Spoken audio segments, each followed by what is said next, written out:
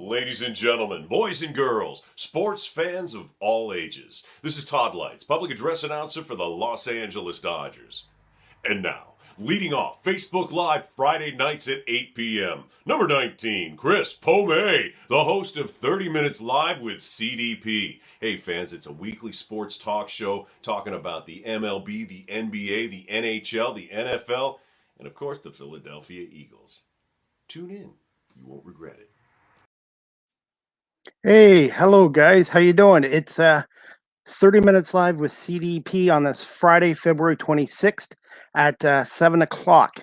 I'm just waiting for my guest, Julie Buehler, a creative digital creator and former sports reporter in California, to come on and talk about her career in sports and her new endeavors she is doing as well. So, guys, I want to just say thank you for everybody watching live or when you're watching later on tonight or whatever. I really appreciate that.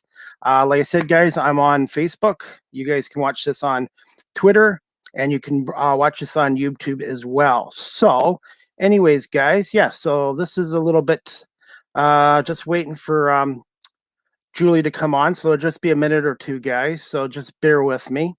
This is Julie right here. Not live yet, but hang on one second, guys. Oh, there she is right now. Just give me 1 second, okay, guys? This is Julie right here, Julie Buehler, and give me 1 second, guys, and we're going to bring her right on. 1 sec. Hi, Julie. How you doing? Chris, excellent. How are you doing? Good. I'm still learning all this technology stuff. Right? Well, you're doing better than I am. Really? Wow, I didn't even know what Wi-Fi was 10 years ago. Honestly, I didn't. Yeah, I'm not sure Wi-Fi was a thing really for anybody 10 years ago. I was telling some coworkers the other day about dial-up modems, how you had to wait and you had to hear the sound of the dial-up and just kind of wait for it. And I was telling some youngsters, you guys probably don't even know what that sounds like because it's been that long that, you know, they haven't had to deal with it. They've had Wi-Fi, so. So how are you doing? Spectacular. Happy Friday.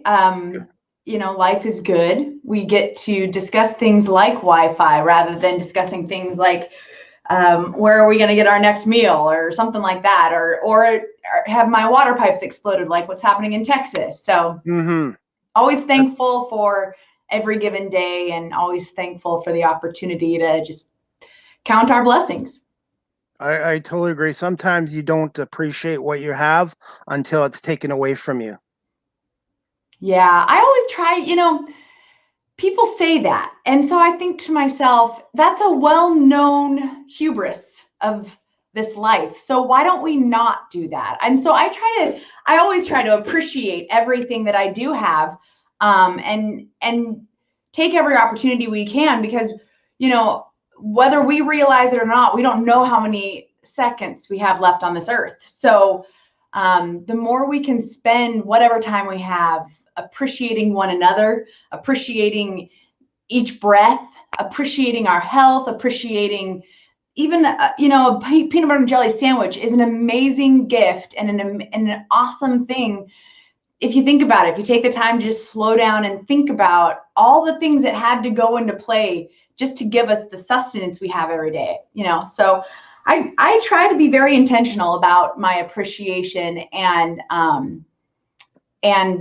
be very intentional about staving off that sort of lackadaisical attitude about life, because it's so precious. Life is so precious. So, but that's my personal proclivity. That's my personal decision to do every day. I totally agree with you. I just try to take one day at a time approach now. Yeah, totally. One day at approach. Well, I mean, didn't COVID, I mean, if we didn't learn that in 2020, when are we going to learn it? So I think that was a really important lesson. You know, I've done some other podcasts, and I was on one with a group of women, business leaders, and a lot of the women were saying, man, what a challenging year 2020 was, and how difficult it was. And it was very difficult. But the good news is, what we know about difficult situations is it brings out the best in us.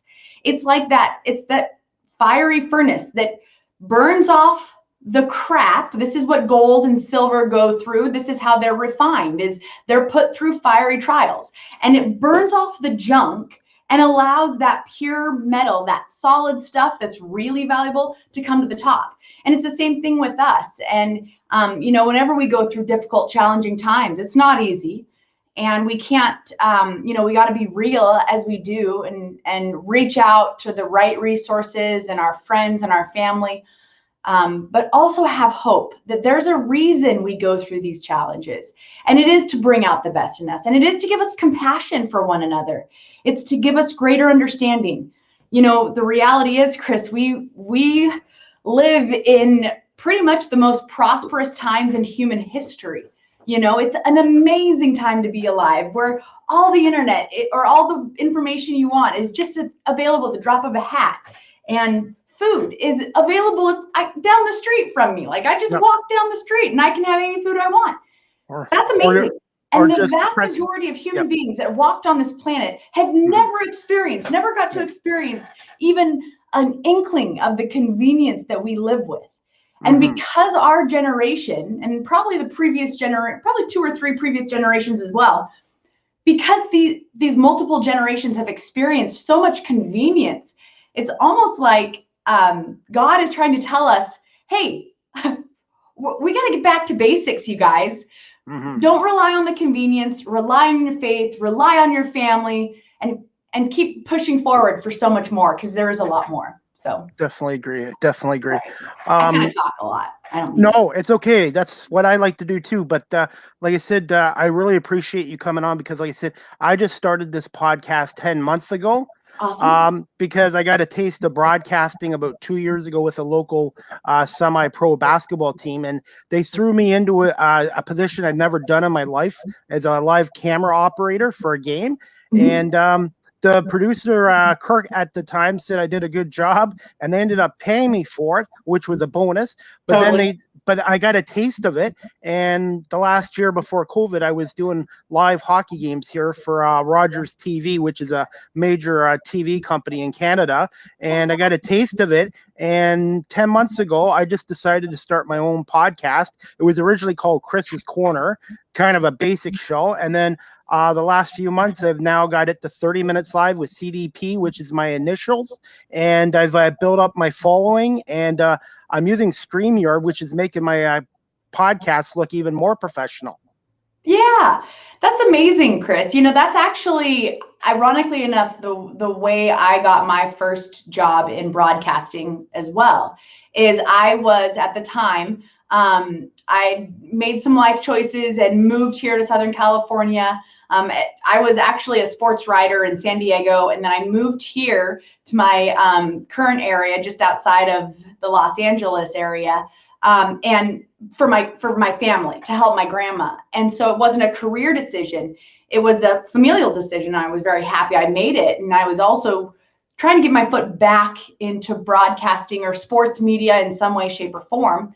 And so at the time, I was a personal trainer, and I would go on with the local sports talk radio guy, because I, networked my way to know who he was, and I'd call into the show all the time and just give him a hard time. And then I started going to the live broadcasts, and we would talk about fitness and, athletes that had injuries. And my background is journalism, and my minor was kinesiology. So I kind of made something up, Chris. It's sort of like you, like I just sort of got my way in there. And then one day the program director called me, and he said, "Why are you on my radio show? What are you doing?" And I said, "Well, it's good content." And he goes, "Yeah, we want to offer you a job." And that's how it happened. It was not, it was serendipitous. It wasn't like my grand plan, but it worked out great. And I think you brought up a really good point, is that when you're given an opportunity, if you appreciate the moment and you take that opportunity on and you do it with all that you have, good things happen. And that's amazing. And it took a while, but in the last couple of months, I've had Freddie Coleman from ESPN Radio on, Christine Lisi, one of my friends, come on from ESPN. I've had John Murphy, the radio voice of the Buffalo Bills, come on this week, which was awesome. Bob Sochi from the New England Patriots. I've actually made connections with guys in the NFL that I thought I never would get an opportunity, and I really appreciate this. And I'm just trying to work hard, get better, keep learning, and listen, and just take one day at a time doing this. Yeah, and that's a real key too, is that I think a lot of people make the mistake that someone that's on ESPN or someone that has this massive platform is better or has something you don't. That's probably not true. A lot of those people started out very humbly and then just built a skill set layer upon layer. It's like building a brick wall, just one brick at a time. Mm-hmm. And it's the same thing with the broadcasting skills. It's the same thing with any career. You just got to start and you got to do it and you got to keep going consistently. Practice. So I really respect that. That's a great story, Chris, that you're just going for it, and I love it, and I'm sure you'll be very successful. Well, I'm not quite 49, but most of the people have been pretty positive with me, but I've had a few naysayers, and Sure. I like to prove people wrong. My whole life, I've always liked to prove people wrong, that I can do something. Yeah, why not? Hey, if you're not getting any naysayers, you're probably not trying hard enough. That's how I look at it. And I was always taught, people, when I was in sports broadcasting, and I was the first woman to host primetime sports talk radio in California broadcasting history. It was really, really rare. I'm dating myself, but this was like a decade ago when I was hosting my own sports talk radio show, and I was on from 3 to 6 p.m. Monday through Friday. And that was super rare. So I'd go to the Super Bowl on Radio Row, and all the other women involved are wearing different kinds of outfits. And their role was to attract guests. So they were just there to be attractive. And then here I was hosting a radio show. I was hustling because Super Bowl coverage is an incredible amount of work. And I was completely oblivious to this dichotomy of how most women at the Super Bowl coverage were being employed and what my role was. And then one day towards the end, somebody said to me, "What's it like being a woman in a man's world?" And I said, I have no idea. I'm just me in this world. So I never saw the lines of demarcation or the boundaries or the supposed, "Oh, you can't do this." I never saw that. And I think that's a real benefit. The more we can look at opportunity and keep our eyes focused on opportunity, the less likely we'll be distracted by obstacles. Just stay focused on your opportunity. You got a microphone, you got a platform, you got a passion. That's all you need. Just keep going, because nobody can take those from you. Nobody can take that from you. And it doesn't matter if other people don't like it. That was one of the most important things that one of my bosses taught me early in my radio career. I used to try really hard to just sort of package stories and make it really interesting for people. And what happened, Chris, is I was trying too hard. And he said to me, he goes, "Jules, you got the job. Just be yourself." I was going to bring that up with you right now, Julie. Yeah. Bob Sochi, John Murphy, and a number of guys just said, be yourself. Don't try to be somebody that you're not. Yep. Yeah. It's really important. And to that point, I think the most important piece of advice I give young broadcasters, and again, I started my journalism career as a journalist in journalism school writing. I was a writer. I was not someone that wanted to be on television ever. And I didn't really have aspirations for radio. I wanted to be a writer. And so that was my path, right? And now a lot of young people, especially, they want to be on the big networks. They want a big following on Twitter. They want that big social media influence. And they forget to recognize that there are some foundational principles in place that are really important, that are now being forgotten and lost in not only sports media, but just media in general. And so that was my background. That's where I came from, was those that really solid foundation of journalism. And so the most important advice I give to young people or anybody that wants to launch their own platform and have, create a following for themselves is, number one, know ethics. Make sure you're doing it ethically, because reality is, if you want to go viral or create impact, lots of people can do that, but it's very fickle. And so you might be on a rocket ship, but what goes up must come down. If you build that brick, if you build a foundation and you lay brick by brick and you stay at it and you stay patient, your success will withstand the test of time. It won't be meteoric and then have a fall. So number one is know the journalistic ethics. Number one, seek truth and report it. Number two, minimize harm. This is really important in sports. There's a lot of speculation that happens in sports. A lot of rumors will get flying around. And the more you can be an honest arbiter of that information, the better off you'll be and the more credible you'll be with your audience. Minimize harm, be independent, and be accountable. So when you screw up, face the facts, own it, and be independent. If you've got a sponsor, say, hey, this is my sponsor message. Don't try to conflate your content and your sponsored content. So just be an honest, just offer that honest platform for people, and they'll find you. And then number two, it is to be yourself, and it is to read more than you watch TV.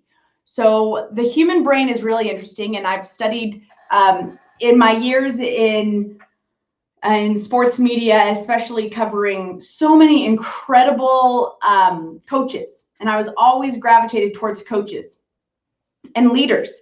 I wonder what makes some coaches better than others. And most of it can be boiled down to a coach's understanding of how their players work, the psychology. And, the human brain's really interesting in that it retains knowledge a lot better if it's read and written than if it's watched. Because when you watch something and you listen to it, your brain's engaged differently at a more surface level. When you read it, your brain has to imagine the scenario, so it's more engaged, right? Mm-hmm. So if I'm trying to research things and I'm trying to get information that would be impactful for my audience, when I read that, my imagination comes into play. I retain that information. I synthesize it more holistically than if I'm just watching someone else tell me information, right? Additionally, I can then analyze the totality of the information rather than just take what someone else is telling me to look at. I can look at what I think is important and relay that to my audience. So those are the two things. Number one, be an ethical arbiter of information. And number two, read more than you watch or listen to sports talk radio or watch television, because you'll be a far more authentic presenter.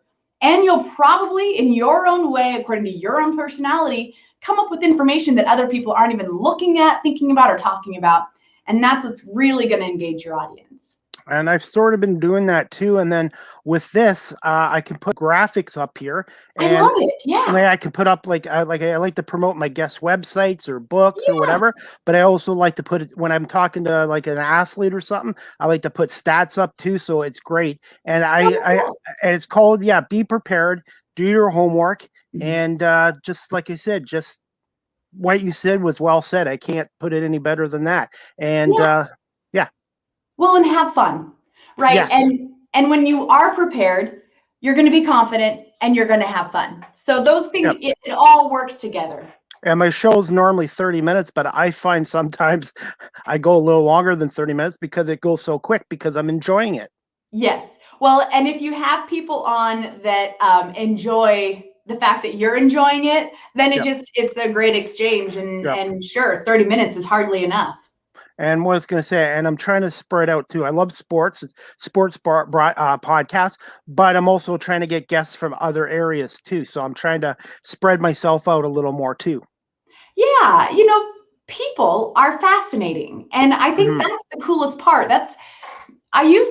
People used to ask me, why sports? Why'd you get involved in sports? And for me, it was because it's a microcosm of our society. Everything you see spilling out in the world of sports, whether it was baseball's steroid era, the NFL, and domestic violence, although I shouldn't I shouldn't pin domestic violence on the NFL. It's actually a much larger societal issue. And that's the point I'm trying to make, is that we see these things in sports. And so the sports media, they create this tunnel vision and, oh, it's an NFL problem. No, it's a societal problem. Cheating, illegitimate gains, you know, that's steroids in baseball. They were cheating because they wanted greatness before it was time. That's our entire, like, our society wants to achieve things before they've actually put the work in to justify those achievements. And so, yes, it happened in baseball. Why? Because it's happening in society. Yes, domestic violence is happening in the NFL because it's happening in society. So sports is such an interesting collision of psychology, physiology, and of course, the fact that there are these amazing games and storylines, and it's always fascinating. There's always something new to discuss and look at. So I always love sports. I am also, I don't know about you, Chris, but I'm irrationally competitive. I find odd things to compete in, and I will actually race people up escalators. They don't know I'm racing them. I do. You know, I can relate. I'm like that. Even at my age, when I was playing slow pitch a couple years ago, and not real baseball, I was still competitive. Even though I'm like in my mid 40s, I was still and I miss that. I miss playing sports. When I was younger, I played hockey, I played basketball, I played some football, and I need to get back into that. That's another subject I'm going to talk to you about another day, is about fitness and nutrition.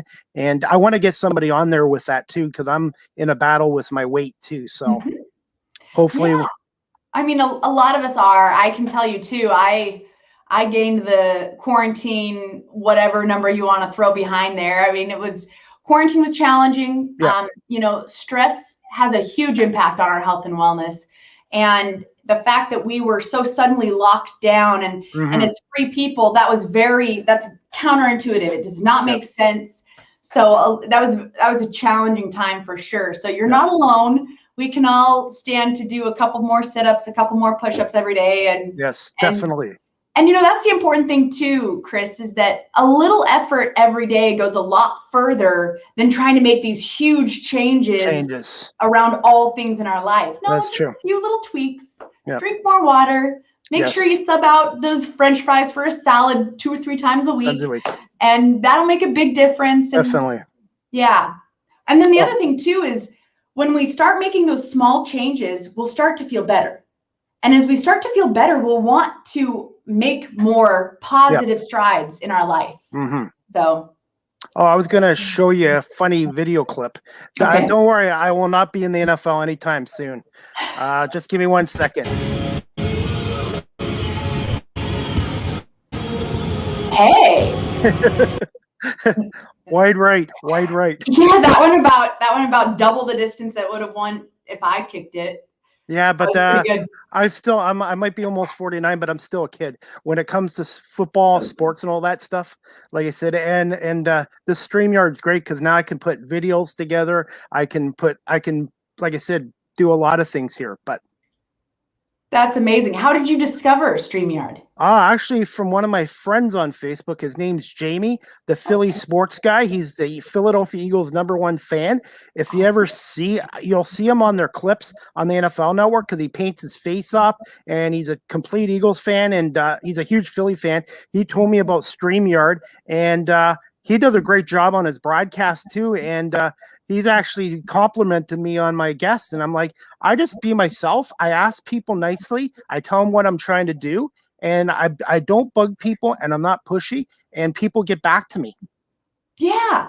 You know, that was one thing I always found too, Chris, is that people are people, and it doesn't matter if you're talking about some highfalutin hoity-toity individual or the kid that's bagging your groceries just down the street. Each person deserves to be respected and deserves to be treated with equal respect, you know, as long as they are respectable. But yeah, I always found the same thing. There's this perception that certain people are way cooler, you know, or like off limits or too neat or no. I think that we need to get over that. And in a lot of ways, social media has allowed us to sort of see the reality of so many lives. Oftentimes to the benefit of that understanding of each other, sometimes to the detriment, but it definitely has pulled the veil away to realize, it doesn't matter if it's Kobe Bryant, Tiger Woods. I mean, are you kidding me? These incredible athletes, these people that have this acute focus and ability to discipline themselves and hone their skills to an incredible height. And yet they're just as fragile as anyone else when it comes to personal lifestyle choices. Yep. and any of the, acts of nature and acts of God that nobody is absolved from. Yeah, I agree. And there's been a few people I've asked and they've turned me down, but you know what? That's okay too. Sure. I just use that as motivation to keep going. Sure. I don't look at it as a failure or rejection. It's like, okay, I still got to prove myself. I just got to keep doing it. And like I said, and if you do fail at something, I don't look at it as failure. I look at it as a learning experience. That's awesome. And I hope a lot more people do that too. I think that is the key to success, is recognizing that there's nothing wrong with trying and failing. Yeah. There's nothing wrong with rejection. A lot of studies have been done that rejection, that hearing the word no is actually an empowering thing, because when you hear yes, or when people give you a shine on, or when they say, like, oh yeah, we can do that sometime, there's ambiguity in that, and that actually causes anxiousness. Yep. But if someone tells you no, then you know, and you have an answer, and there's a confidence in that, and there's a confidence in just knowing, okay, well, then try it again another day, rather than thinking, oh, maybe not, and being a little unstable.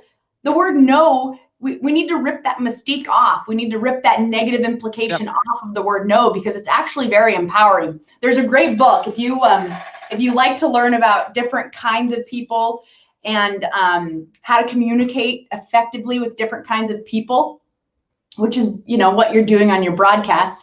But the book is called Never Split the Difference. It's an incredible book by a man named Chris Voss, who was the FBI's lead hostage negotiator. Talk about an interesting life.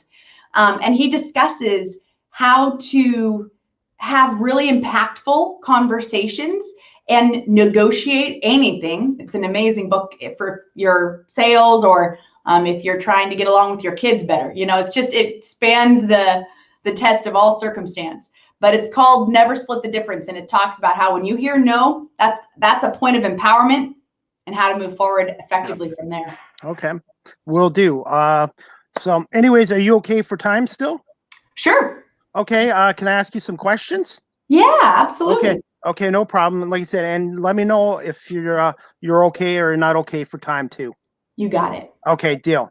Okay, first question I wanted to ask you is, can you tell us a little bit about yourself, Julie? I can tell you a lot, but I'll keep it to a little. Yeah, my name's Julie, and one of my favorite things to talk about in the world, if I was given, okay, Jules, here's an hour and an audience, go talk, I would probably feature a conversation on my family, because my family is one of the most important things about myself. I was raised by a mom and a dad who 48 years after marriage are still madly in love with each other. So I was raised in a house with 4 other siblings, with so much love and so much incredible, so many lessons, because when you grow up in a big family, you're learning things from all your siblings and both your parents, and then cousins and aunts and uncles and all that. So I come from a very large family full of love and full of unique personalities, and we were always encouraged to be ourselves and to be confident in who we are, because God created us and God is perfect. He doesn't make mistakes. So he knew what he was doing.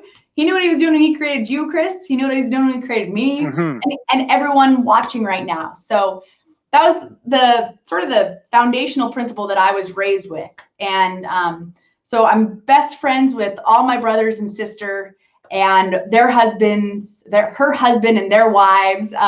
We're a very close-knit family, and that's a real blessing. So that's one thing that if I'm going to tell you just a little bit about myself, I want people to know, is that beautiful families are thriving, and husbands and wives that stay together and raise their family in a life of love, it's a wonderful thing. I was going to say one thing about family is it's not always necessarily blood related too. It's people Sure. that care about you, you get along with, they understand you too. So I always say it's not just blood related either. That's true. That's very, very true. That, once you become family with someone, it isn't at all contingent on what blood is running through your veins, or even if you grew up in the same kind of household, or if you grew up in the same country. All of that's irrelevant. But Yeah. when you do have that same love for one another, that's when you become family. Okay. All right. My second question I have for you is, and I always like to be prepared before my shows. I produce everything, I write it all down on paper, and then I put it on my computer on my graphics. So, when did you decide to go into broadcasting media? It was serendipitous. I was, as I mentioned, I'd moved here to Southern California. I chose to do so for my family, not for my career. And I just sort of got my foot in the door with radio broadcasting. And then I was offered the afternoon drive radio show. This is a long story that I am condensing pretty heavily, but I do have to make one little point because I think it'll be really interesting for your audience. So rewind a little bit. I'd mentioned how I was offered, I'd been going on air with the local afternoon drive radio host here in this market. And the program director called me up and he said, you guys are good together. I'd like to offer you the co-hosting position. And I said, I can't take that because this particular man had also made advances at me. And I said, no, I'm not going to take it because I don't want that. I said, but if you give me my own show, I'll take that. And so that sort of understanding that I had a boundary, I was not going to be the co-host, the sidekick basically, of this individual who had made inappropriate advances at me, despite the fact that he was the name everybody knew associated with sports in the market. Everybody knew him. But I had to make that decision for myself. And I also knew that there was a risk involved because they were offering me this seemingly amazing opportunity. And I turned it down and I said, I want that opportunity, a better opportunity. Well, 2 days later, they called me and said, okay, you've got the show. So they actually expanded the opportunity because I held my ground. And I think that's a really important point, especially for someone like you, Chris, who you're going to have opportunities presented to you. And, just because an opportunity is presented to you doesn't mean it's the right opportunity. Sometimes you need to ask for more. And so anyway, that's how I got my first radio show. And then did that for a lot of years. And then the local TV station came and said, we'd like you to come on air. And so then I transitioned from radio into television. And radio was always my passion. As you can tell, I am a talker. So I never had a hard time hosting 3 hours of sports talk radio. It was always a blast. And so now that I have a podcast, it's called Get Your Love On. Yep. It's the same kind of thing. It's like, oh gosh, I just get to have fun for a couple hours. So, but that's what got me into it was serendipity. Yeah, and I like to talk too and all that too. So, one of my friends who's going to be on here in a couple weeks, Amy Lawrence from CBS Radio. She's amazing, and she's on Monday to Friday from 2 a.m. to 6 a.m. The longest I've ever talked on a podcast is maybe an hour and 15 minutes, but to do it for 2 hours, 3 hours, 4 hours is amazing. Yeah, she's very talented, and talk about a pioneer in the industry. Mm-hmm. She was that rare female voice on sports talk radio before I was ever there too. So yeah, she's a real pioneer. The fact that she has stuck it out is a testimony to her just great passion for sports and for people, because she's one of those she's a sports fan, but she's a people fan first, and then she loves sports because how it exemplifies great people. I've been very lucky. I've made a lot of connections doing this, and I've also made a lot of new friendships out of it too. So it's not just what I'm trying to do aspect of it. It's just bringing people into my life that I never thought would be in my life. Yeah, so it's awesome, kind of Chris. Yes. So, and I really, like I said, we've been social media friends for many years on here. And like I said, I really appreciate you giving me opportunity on here. Sure, it's great to So, finally, meet over yes. medium. So, next question I got for you.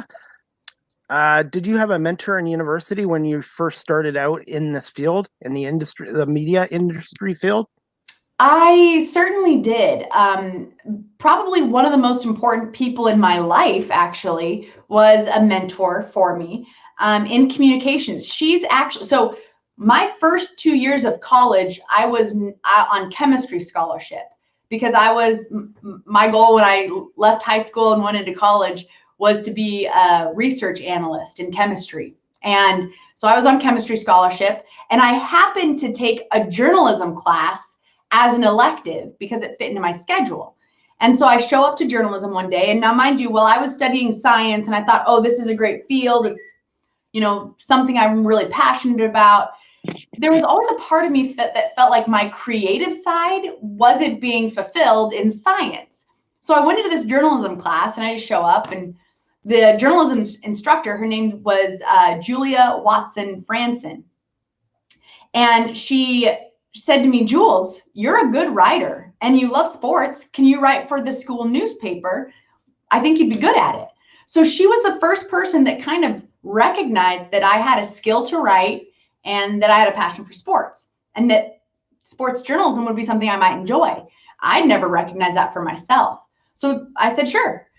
And the first story I did was on a young man, a baseball player, that went from Long Beach State University to our college, Yavapai College, where I got my associate's degree. And I loved telling his story. And I just remember thinking, this is what I want to do. So she helped me find my actual path. So an incredible mentor. She also taught me about journalistic ethics. She taught me how to remain ethical, even as other people dilute their standards, how to maintain your high standards. So she was excellent. And then I had a few other mentors, specifically in the media. Greg Cosell with the NFL Network and NFL Films. Amazing human being, taught me so much. He would always answer my questions, come on my radio show, just wanted to teach people football, right? Because he just had that heart for it. So he taught me so much. And there were many mentors. Bill Plaschke with the LA Times, he was an awesome mentor too. And he said to me, Jules, if you actually want to make an impact in people's lives, stick to sports. Because I was like, well, what about this or that? And he's like, stick to sports because it creates that impact. It has that emotional appeal for people. So I had a few mentors, I guess. But the first is Julia. She just sent me on the right path. Okay. Another question for you. What was your first radio TV job, I guess, and your favorite sport to play, follow, and cover? Okay. So my first official job was actually for the Flagstaff, Arizona Associated Press in Flagstaff, Arizona. And I was actually the beat writer for NAU football. That was my first official job. And it was in print, not in radio or television. My first official radio job, though, was also in Flagstaff, as I would go on for 1 hour a day with Mitch Stroman, who was the voice of the Lumberjacks at Northern Arizona University. And that was my first job in radio, 1 hour a day. And we discussed the news of the day. I was like his kind of helper there. So that was a really good learning experience. Mitch is still an incredible broadcaster, going strong today. So awesome experience. Yeah, I guess the one thing I don't have going for me, I have a degree in law and security, but I don't know. Like I said, I got some people that told me I should go to school for it, or they just told me to keep doing what I'm doing on social media. And I am volunteering with Rogers TV, which is a major cable company here in Canada. So I don't know. Personally, do you think I should go get the schooling, or do you think doing it with a major TV company and then doing what I'm doing here is good enough? Yeah, it depends on what your goal is. So I'd like to get into radio. I'd like to get into radio. Okay. If radio is not contingent on a degree at all. In fact, I'm thinking of all the people that I knew in radio, how many had a broadcasting degree or any degree of note, and I'm not sure there was many. So I think for radio, the biggest thing is to hone your communication skills. You know, the thing with radio is you need breadth of information and depth of information. And so that, again, it comes down to your research skills, presentation skills, being able to present the same story that maybe people are hearing elsewhere in a different way so that they want to get their information from you. Because if they're hearing the same thing from you that they're hearing in other places, why wouldn't they get it in other places, right? So it's important to hone those skills to present information a little differently, and then make sure to point out that differentiation. You know, I always did that when I was in radio. I'd say, hey, I'm telling you guys this because this is what the narrative is, and here's what we need to know. Here's the rest of the story. Here's the context for that. Let's add some more layer of information. And I think that the other point that I'm just thinking of too, Chris, is if you want to get in radio, people who listen to sports talk radio are actually a lot smarter than most of the hosts think. The demographics of sports talk radio are some of the smartest individuals out there. And yet most sports talk radio hosts treat them like dolts. And so a way to present yourself and information differently is to treat your audience like intelligent, you know, men and women who love sports, not these Neanderthals or you know, kind of two-dimensional figurines of someone. So I think that's what's missing too. That's a niche you can really fill, Chris. There are, unfortunately, a few like that out there, but I think the majority are the best. And I like to listen to ones that treat their audience with respect and treat them, like Amy Lawrence is one of the best. Freddie Coleman from ESPN Radio. Yeah. And like I said, these guys with the NFL, I thought maybe all these guys would have big egos. John Murphy and Bob Sochi, I just met them in the last few weeks, and it's like I feel like I've known them my whole life. Yeah. Because they're that friendly. So it's how you treat in any career, Julie, or profession. It's how you treat people. It doesn't matter if you're a janitor or whatever. Treat people with kindness and respect. Yep. That's it. That's the ticket. And people, you know, it's so funny. People hear that in the voice. And I know a lot of people are going, yeah, but look at these guys with these $1 million contracts and they're so successful and all that. That's great. I'm happy for them. I'm happy that they're successful. I know that I could never trade my appreciation for anyone else for a couple dollars. You know, I couldn't make fun of people just to have a big contract or something. That that exchange doesn't wash for me. So if it washes for other people, that's up to them. But, you know, for me, I always love treating my audience with a great deal of respect and admiration and appreciation that they would want to come hang out with me. I think that's definitely also important. Definitely. Next question I got for you, Julie, is the biggest adjustment from, I guess, doing radio to television. Yeah, this was actually a huge adjustment, Chris. And this is a really good question because I think that it's a lot easier to go from radio to television than television to radio. So that's one key thing. If anyone's trying to get into broadcasting and you want to be on TV one day and you get a radio opportunity, take it because radio is such an incredible format to learn how to communicate with an audience and again, research that depth and breadth of information to make sure that your entire hours, the hours you're on air, are always interesting, informative, and moving forward, right? We always want to keep people coming back for more by giving them something more. Yeah. As far as television is concerned, I'm going to be really honest, and this might shock a lot of people, but I did not like television at all. It was very boring. It was too easy. It was like, you want me to do 3 minutes? That's it. It was like, I have 3 hours of stuff I want to talk about, you know? So television was very easy. Obviously there was a skill set when you're on live TV. You have to make sure that you make your point very clearly and concisely. and efficiently, obviously too. So there was a skill set there, and then, you know, honestly, I don't want to say the worst part, but the most disappointing part about going from radio to television is when I did radio, Chris, I was pretty much dressed like this all day long, like t-shirt, baseball cap, no big deal, who cares, right? And I would meet people at the grocery store or at the burger joint, and they'd be like, man, that was a great segment. I really like this information you presented. Wow, I never heard it talked like about that, you know, or things like that. They were discussing content with me, and that was important, right? Yeah. And then I went on television, and I'd get an email. Hey, that's a really pretty dress. Or did you get your hair cut? Or I like your hair straight better than curly. And it's all surface level stuff. And yet I would think, you guys, I just did this. That was a great story about this little league, you know. I'll never forget. I had just done this really awesome story about a local soccer team that was from a very depressed area of our community. Incredibly depressed and very poor is what I'm trying to say. A very poor area of our community. And I live in an area of California that also has high affluence. And this particular team was one of 2 teams in the entire nation that was undefeated for the season. So these young men would work in agricultural fields and then go to soccer practice and then go to class and then go take care of their families and do it all, rinse and repeat every single day. And I found this story and I shot it and I just loved it.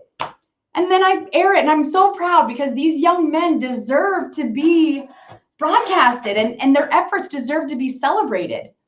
We got one email and it was like, hey, Jules, that was a great dress. You should wear it more often. I was like, come on, you know, come on, people. Pay attention to something other than the looks and pay attention to the substance and the content. So that was the biggest thing is number one, television, it didn't wet my whistle. I much preferred radio, and radio is a far more challenging, far more gratifying endeavor. But television, it does teach you a lot about communication. So there's good. Yeah. One thing I've seen about with TV is it's faster paced. It's like quick. You got to wrap things up. Radio, you have a little bit more freedom, a little more time from what I've seen. Yeah, which can be good and bad, right? Because you can lose your audience with that freedom too, or you can keep them. So television, it is that way. It's faster, obviously, because they're trying to keep the attention of the audience for the advertisers. Whereas radio, it's like, we want to give you the information. Yeah. Hey, Jules, can you just give me like 20 seconds? I forgot to do something. Sure. When I usually do my podcast, I always make sure my laptop is fully charged. And tonight I got everything all ready for you, except I forgot, like it's just getting down. Can you just give me like 15 seconds? Sure. Yeah. Okay, I apologize. Me No bad. worries. Okay, thanks, Julie.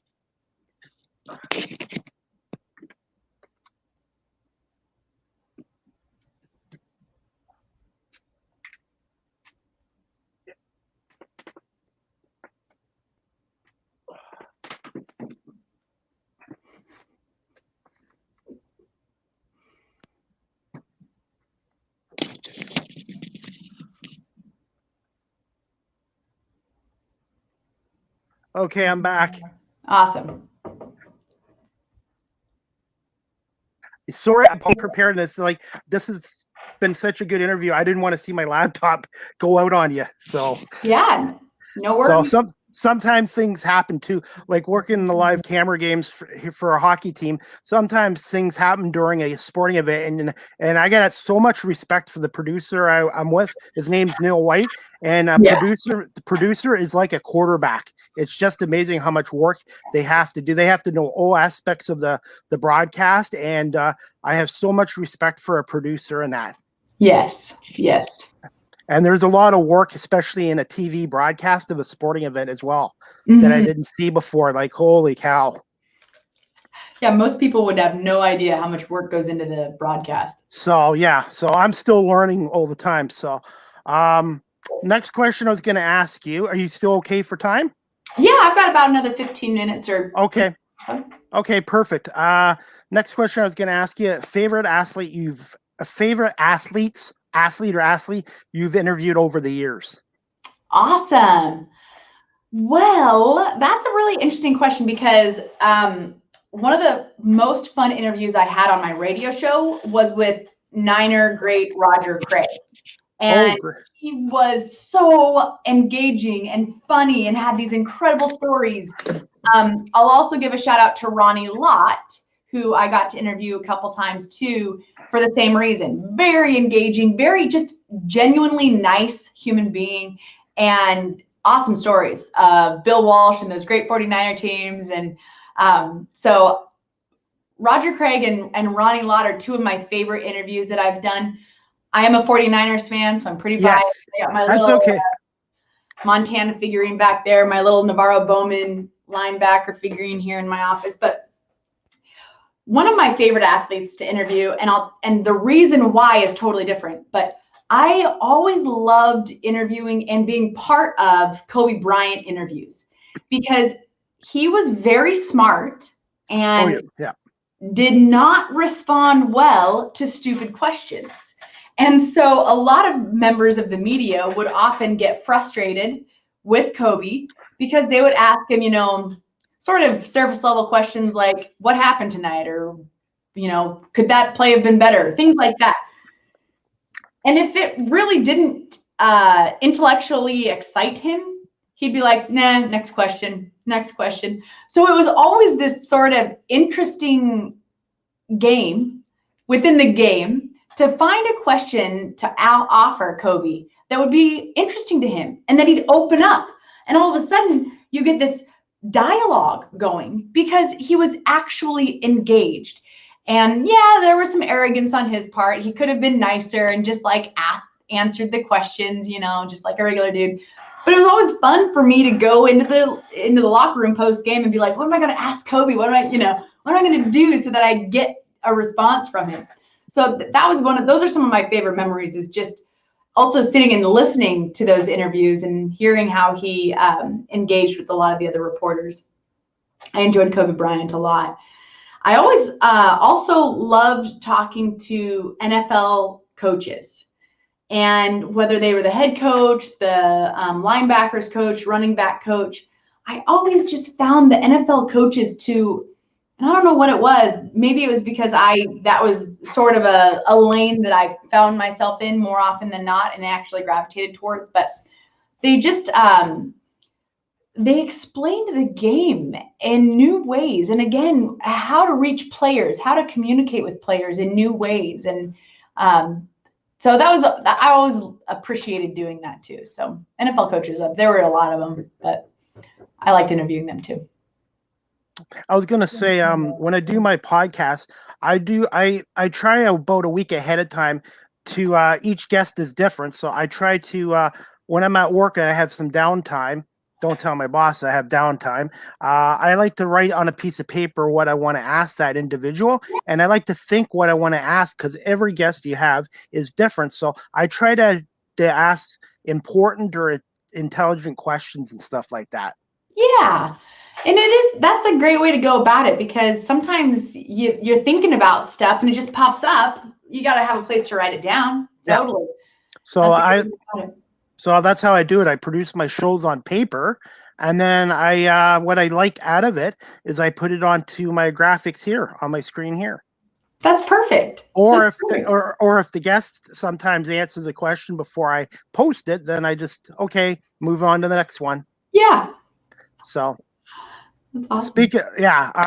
So I'll just get a couple more questions for you and I'll let you go. But the next one I was going to ask you, you sort of answered it. What was it like becoming the first female in California history to host a primetime sports talk show?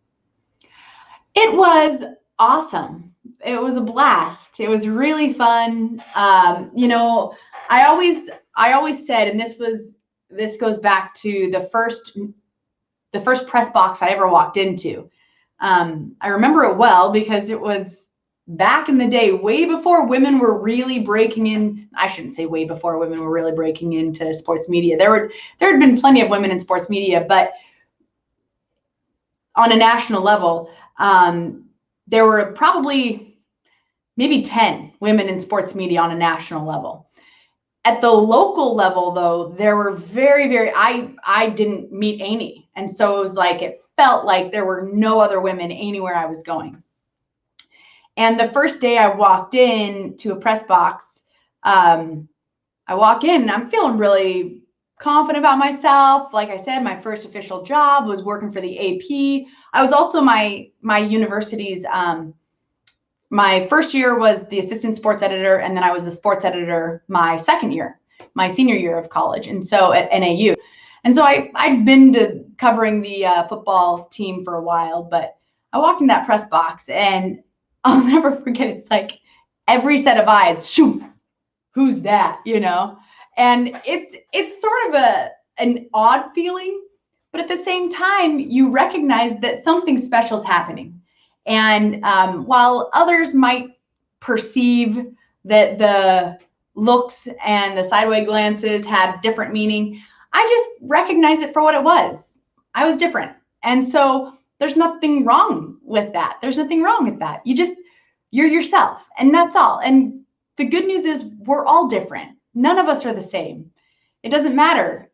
So we all have to just embrace those differences and appreciate each other for those differences.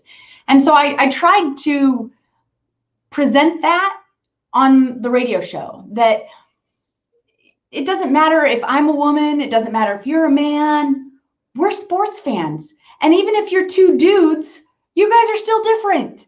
So why make a big deal out of the difference being gender? The big deal might be the fact that you're a Cowboys fan and I'm a Niners fan. That's a way bigger deal than different gender. So I always said, yeah, when people would ask, what's it like being a woman in a man's world? It's like, I don't know. I'm just me in this world. So I don't assign those same boundaries, stereotypes, or constricts to myself that other people might. And so it was awesome. It's a great honor too. I feel like I've been able to help a lot of young women break into radio, which, as I mentioned, is such a rewarding and wonderful way to be a part of sports media, is sports talk radio. And then I've helped a lot of women sort of understand that it's okay to be yourself. Don't apologize for being yourself. Be respectful, you'll be respected. That's it. And so I think that it helped me a lot in shaping who I am today, and just knowing that there's an awesome opportunity for us when we get out of our own way. You know, a lot of women, I think in particular, for whatever reason, they get in their own way because they think, I can't do this because I'm a woman, or because men are going to think of this of me, or men are going to, it's like, no, you know how simple men are? men don't overthink that kind of stuff. Men like people who are, or genuine people like genuine people. That's it. That's not a man-woman thing. That's a people thing. So I always tried to present things in that light. Like, why are we making a big deal out of all this stuff? But it was awesome. It's a great honor. And I hope that more and more women feel empowered to be part of the conversation, to be opinion generators. Because that's the other little caveat to this whole thing, Chris, is, you know, as I mentioned, when I first got started, there were women in sports media on the national scene. But to my knowledge, there weren't very many opinion generators, female opinion generators. That is, women that said, here's what I see happening, and other people reacted to that. Most women in sports media, and this persists today, although it is starting to change a little bit more, most women were the host, or they were asking questions, sideline reporters. So they were just basically there to ask questions and to facilitate the conversation. In my role on my radio show, I was an opinion generator. I said, you know, here's the information. Here's how I'm analyzing it. Here's why I'm analyzing it this way. What do you think? And then the debate sprung from there.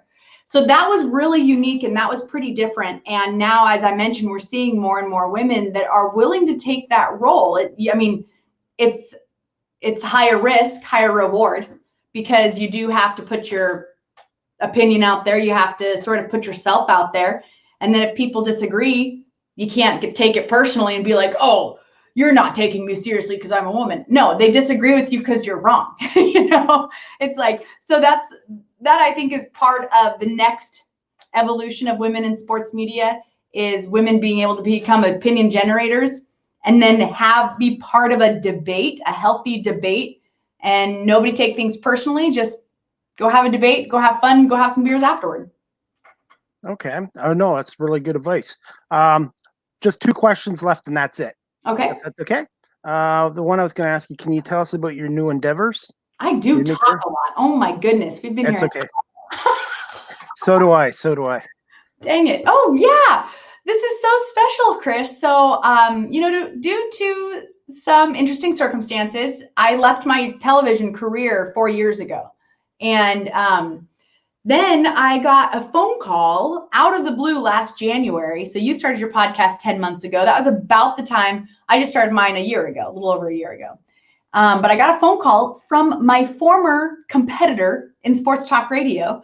He had found his life of faith, got saved by Jesus Christ of Nazareth, and was then asked to be the general manager for a local Christian radio show that was just starting up.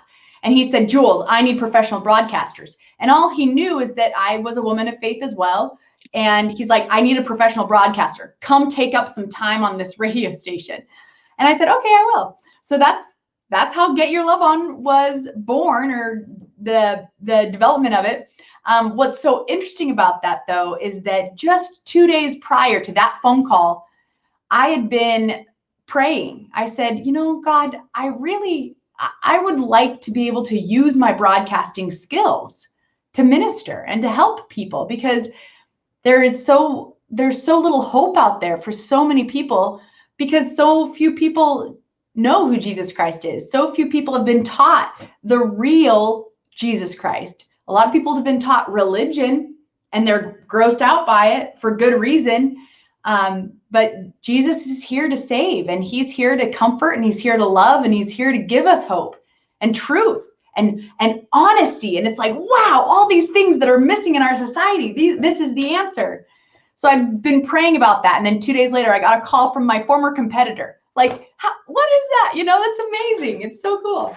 So launched that, created the website. And then, of course, I do the radio show live. And then we just record it and upload the podcast. So it's a radio show and podcast. And of course, people can go to getyourloveon.org, which by reading these wonderful graphics at the bottom. Yes, I like to promote my guests and all that. You do a great job, Chris. I like to be prepared, and I like to, like I said, try to help the guests a little bit too by letting people know about them and all that as well. Yes. I guess this technically isn't really a podcast, but I still call it a podcast. Sure it is. It's a video podcast. Yeah. Video podcast, all the rage now. Yeah. And with this StreamYard too, if I have a guest that doesn't feel comfortable coming on live, I can do it the whole thing with audio, which is great too. That's great too. Yeah. So yeah, if you're ever looking for a live streaming service, I don't work for these guys. StreamYard is the one I would check out. How much are they paying you, Chris? Nothing, but they have excellent customer service, and like I said, there's still stuff I need to learn about my doing these shows, and like I said, I'm willing to learn, and I still like to learn. I talk a lot too, by the way. Cool. So I was gonna say, Julie, I'm gonna let you go because, like I said, I'm working early in the morning, but I was gonna ask you if you might be interested in coming back again in the future. Absolutely. As a guest, and maybe talk about some fitness or nutrition and stuff like that. Sure. Absolutely. Yeah, because that's something I got to work on. So I'm trying to work on. We all get to work on it. Okay, well, I'm going to let you go. But like I said, Julie, I'll definitely keep in touch with you. And yeah, it would be nice again in the future if you might be able to come on as a guest. You got it, Chris. Have an awesome afternoon, sir, or evening where you're at. Yeah, it's 8:00 here. So thanks, Julie. Anyways, guys, just say thank you to Julie Buehler for coming on 30 minutes live tonight. Like I said, I really appreciate her coming on.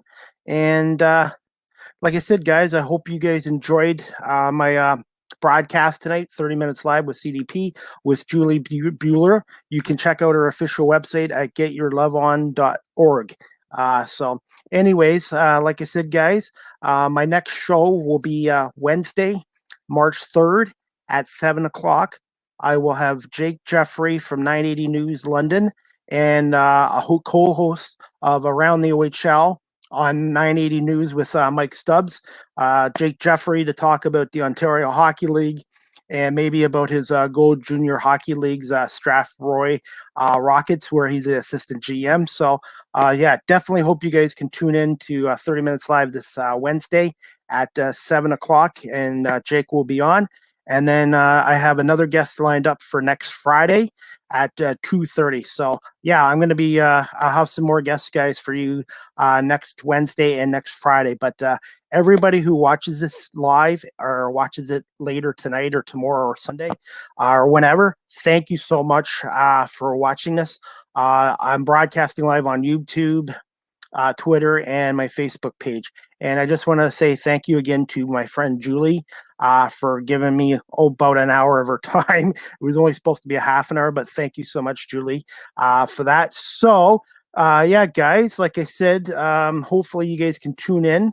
You guys can still follow me on here on my social media if you're interested.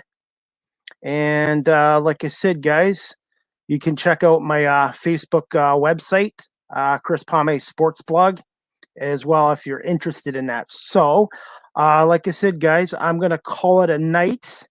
But like I said, I really appreciate you guys all coming on here.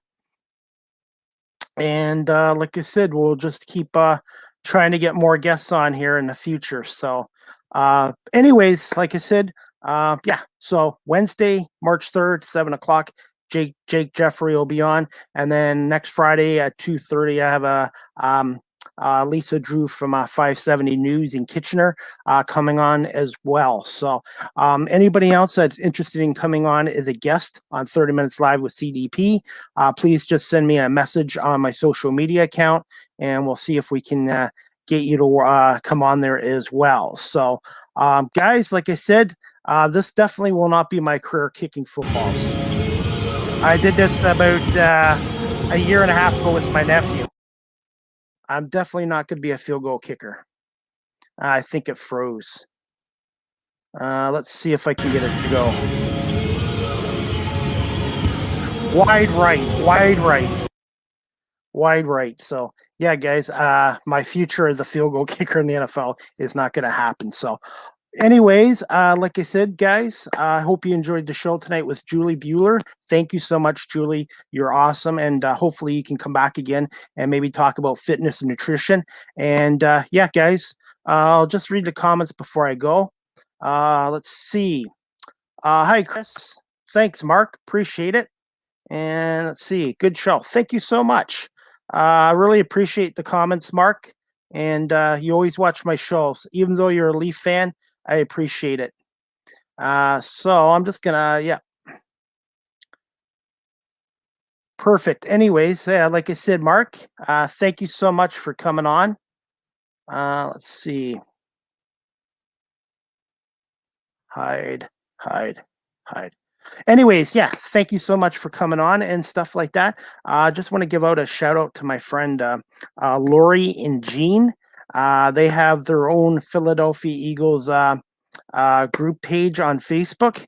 I forgot the name of it, but if you're a Philadelphia Eagles fan, please check out Lori and Jean's Philadelphia Eagles group page. I will type that page on here later. Lori, I forgot the name of it, so I apologize. Please forgive me. Mark, we'll talk to you Wednesday when I do my next show with Jake Jeffrey from the London 980 News. We're going to talk a little bit about the Ontario Hockey League and his Strathroy Rockets from the Gold Junior Hockey League as well. So, all right, guys, like everybody on YouTube, Twitter, and Facebook, thanks again for watching 30 Minutes Live with CDP. Anybody wants to give me feedback, please send me a direct message on my social media account. And like I said, Julie Buehler, thank you so much. I hope to have you as a guest again. I've had a great week with John Murphy and now Julie Buehler. Yeah. So anyways, guys, I hope you all have a great night. great weekend, and we'll talk to you guys. We'll see you guys on social media on Wednesday night, 7 o'clock with Jake Jeffrey from 980 News. All right, guys, have a good night. And again, once again, thank you all for watching. Take care.